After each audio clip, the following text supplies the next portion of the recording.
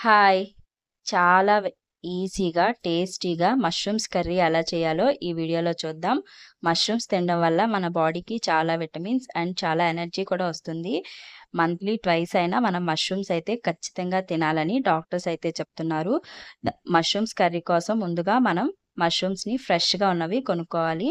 వాటిని చూసారుగా ఇలా వీడియోలో చూపిస్తున్నట్టుగా చాలా నీట్‌గా వాటర్‌లో ఏసి కడుక్కోవాలి. ఎందుకంటే మష్రూమ్స్‌లో చాలా మట్టి ఉంటుంది కాబట్టి కొద్దిగా ఎక్కువ సార్లే మట్టంతా పోయే వరకు చాలా క్లీన్‌గా కడగాలి. అందులో కొద్దిగా సాల్ట్ ఏసి కడిగితే ఇంకా నీట్‌గా ఉంటాయి మష్రూమ్స్. సో, ఒక 2, 3 మినిట్స్ 2 టైమ్స్, 3 టైమ్స్ బాగా వాష్ చేసి పక్కన పెట్టేసుకోవాలి. కడిగి నీట్‌గా పెట్టుకున్న మష్రూమ్స్‌ని మనం చిన్న చిన్న ముక్కలుగా ఇలా స్లైసెస్ లాగా కట్ చేసేసుకొని పక్కన పెట్టుకోవాలి. ఇప్పుడు ఒక పాన్ పెట్టుకొని పాన్‌లో కొద్దిగా బటరు, అలాగే కొద్దిగా ఆయిల్ వేసుకోవాలి.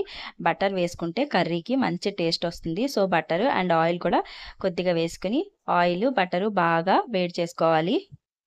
ఆయిల్ బాగా హీట్ అయిన తర్వాత మనం చిన్న చిన్న ముక్కలుగా కట్ చేసి పెట్టుకున్న మష్రూమ్స్‌ని ఆ ఆయిల్‌లో వేసేసుకొని చిటికెడు పసుపు వేసుకొని మష్రూమ్స్ అన్నీ కూడా మెత్తపడేంత వరకు చక్కగా లో ఫ్లేమ్‌లో పెట్టుకొని మష్రూమ్స్‌నైతే ఫ్రై చేసేసుకోవాలి.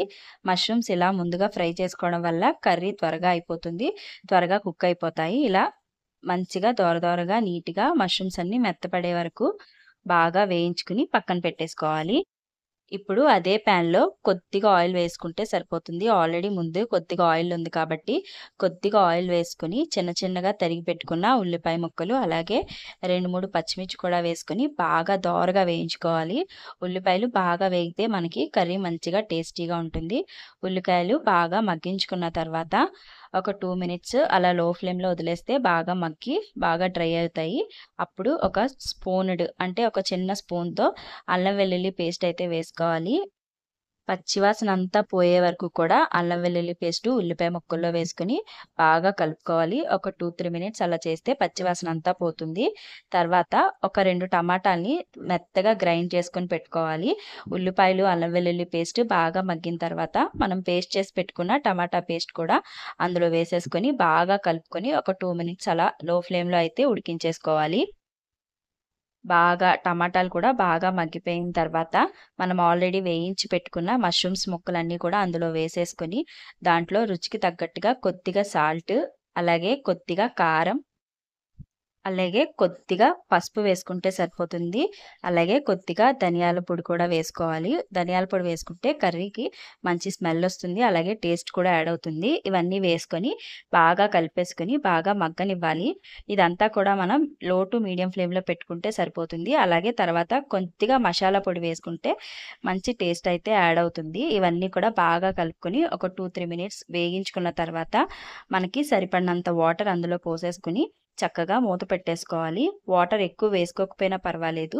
కొద్దిగా వాటర్ అంతా వేసుకొని ఒకసారి మళ్ళీ బాగా మిక్స్ చేసి సాల్ట్ ఏమైనా తక్కువైతే మళ్ళీ యాడ్ చేసుకోవచ్చు.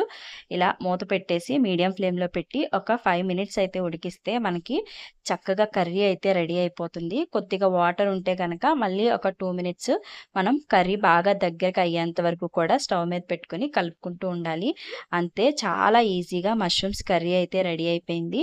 లాస్ట్‌లో దించేసే ముందు కొద్దిగా కొత్తిమీర చల్లుకొని మనం గార్నిష్ చేసుకుంటే కర్రీ అయితే చాలా టేస్టీగా ఉంటుంది.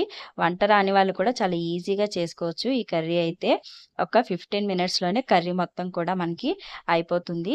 కొద్దిగా లాస్ట్‌లో ఇలా కొత్తిమీర చల్లుకొని గార్నిష్ చేసుకుంటే చాలా టేస్టీగా మష్రూమ్స్ కర్రీ అయితే రెడీ అయిపోయింది. నా వీడియో నచ్చితే లైక్ చేయండి, షేర్ చేయండి, కామెంట్ చేయండి.